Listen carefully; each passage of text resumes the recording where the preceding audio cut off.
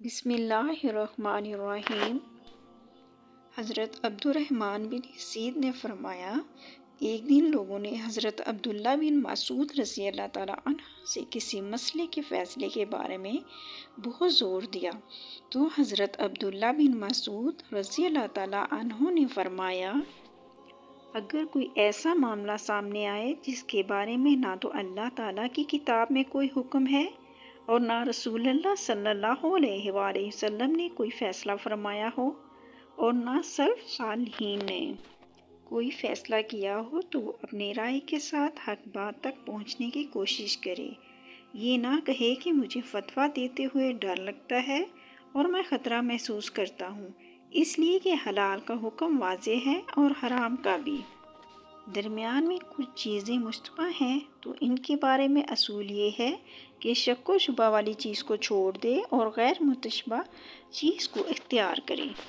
اگر کوئی ایسا مسئلہ سامنے آئے جس کے بارے میں نہ تو اللہ تعالیٰ کی کتاب میں کوئی حکم ہے اور نہ رسول اللہ صلی اللہ علیہ وآلہ وسلم کا کوئی فیصلہ ہے، تو پھر وہ نیک لوگوں کے فیصلے کے مطابق فیصلہ کرے۔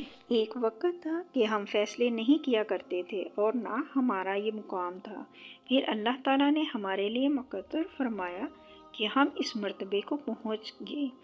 تم جو دیکھ رہے ہو، آج کے بعد جس کے پاس کوئی فیصلہ آئے تو وہ اللہ تعالیٰ کی کتاب کے حکم کے مطابق فیصلہ کرے۔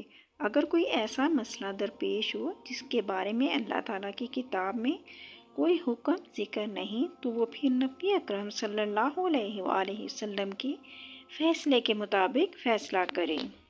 ناظرین، اس کے ساتھ ہی ہم اپنی ویڈیو کا اختتام کرتے ہیں۔